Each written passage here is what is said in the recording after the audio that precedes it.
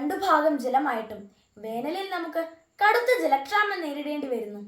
മധ്യവേനൽ അവധി ആരംഭിച്ചതോടുകൂടി വീട്ടിലേക്ക് വെള്ളത്തിനായി വരുന്ന ആളുകളുടെ എണ്ണം കൂടി. ഈ വർഷമാകട്ടെ കഴിഞ്ഞ വർഷത്തേക്കാൾ ആളുകൾ വീട്ടിലേക്ക് വെള്ളത്തിനായി വരികയും ചെയ്തു. വർഷാവർഷം ജലക്ഷാമം കൂടി വരികയാണ്. ഇനി ജലക്ഷാമത്തെ നേരിടാനുള്ള ഒരു വഴി എന്നത് ജലം പാഴാക്കുന്നത് കുറച്ച് അത് പുനരുപയോഗം ചെയ്യാനുള്ള മാർഗത്തെക്കുറിച്ച് ചിന്തിക്കലാണ്. ഈ ഒരു ചിന്തയാണ് ഞങ്ങളെ ഇത്തരമൊരു പ്രൊജക്റ്റ് ചെയ്യാനായി പ്രേരിപ്പിച്ചത്. 20 ലിറ്ററിന്റെ 4 ടാങ്കുകളും 10 ലിറ്ററിന്റെ 1 ടാങ്കും അടങ്ങിയതാണ് ഞങ്ങളുടെ പ്ലാന്റ്. ഇതിലെ ആദ്യത്തെ ടാങ്കിൽ മലിനജലം അടങ്ങിയിരിക്കുന്നു. ഒരു പ്രത്യേക ആവശ്യത്തിന് ഉപയോഗിക്കാൻ കഴിയാതെ വരുന്ന തരത്തിൽ മാലിന്യങ്ങൾ അടങ്ങിയ ജലത്തെയാണ് മലിനജലം എന്ന് വിളിക്കുന്നത്. അണുക്കൾ, അലക്കുമ്പോഴും കുളിക്കുമ്പോഴും ഉണ്ടാവുന്ന രാസവസ്തുക്കൾ എന്നീ മലിനീകരണ വസ്തുക്കൾ ഇതിൽ അടങ്ങിയിരിക്കും. രണ്ടാമത്തെ ടാങ്ക് മെക്കാനിക്കൽ ഫിൽട്ടറാണ്. ഇതിൽ ബയോസ്പോഞ്ചാണുള്ളത്.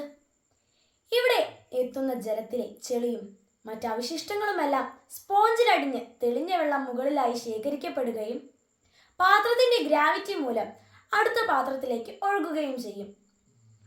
മൂന്നാമത്തെ ടാങ്കിൽ MBBR അഥവാ മൂവിംഗ് ബെഡ് ബയോറിയാക്ടർ ആണ്.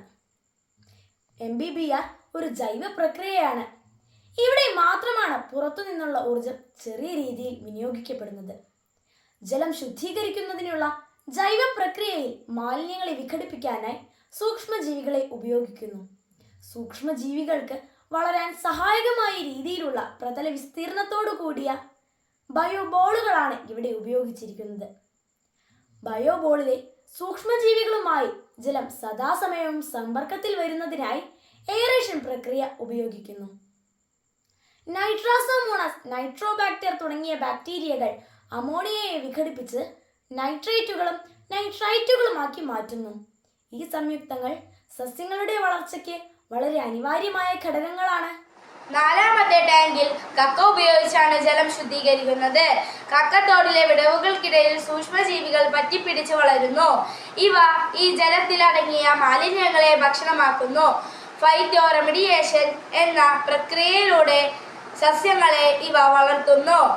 അതായത് ചില സസ്യങ്ങൾക്ക് വായുവിനെയും ജലത്തിനെയും മണ്ണിലെയും മാലിന്യങ്ങളെ നീക്കം ചെയ്യാനുള്ള കഴിവ് പ്രകൃതിയാലുണ്ട്. വീട്ടിലേക്ക് ആവശ്യമായ പച്ചക്കറികളും ഇതിൽ വളർത്താം. ഈ കണ്ടെയ്നറിൽ എത്തുന്ന ജലത്തിൽ നിന്ന് പോഷകങ്ങളെയും വലിച്ചെടുത്തു സസ്യങ്ങൾ വളരുന്നു. ഫൈറ്റോ റെമഡിയേഷൻ വഴി മാലിന്യങ്ങൾ നീക്കം ചെയ്യുന്നതോടൊപ്പം പോഷകങ്ങൾ വലിച്ചെടുക്കുന്ന സസ്യങ്ങളിലൂടെ പച്ചക്കറികൾ ഉൽപ്പാദിപ്പിക്കാനും സാധിക്കുന്നു. മാലിന്യങ്ങൾ നീക്കം ചെയ്ത ഈ ജലത്തെ സൈഫൺ വഴി മറ്റൊരു ടാങ്കിൽ ശേഖരിച്ച് ക്ലോറിനേറ്റ് ചെയ്തു വീണ്ടും ഉപയോഗിക്കാം. ഗുണങ്ങൾ: കുറഞ്ഞ ചിലവിൽ സ്ഥാപിക്കാൻ സാധിക്കുന്നു. വളരെ കുറഞ്ഞ അളവിലുള്ള ഊർജം മാത്രമേ ഉപയോഗിക്കുന്നുള്ളൂ. ദീർഘകാലം ഉപയോഗിക്കാൻ സാധിക്കുന്നു.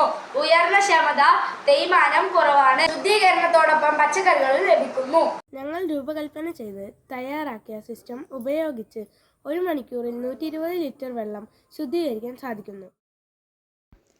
ലാബ് ടെസ്റ്റിലൂടെ pH, COD, BOD, TSS എന്നിവ കണ്ടെത്താൻ സാധിച്ചു.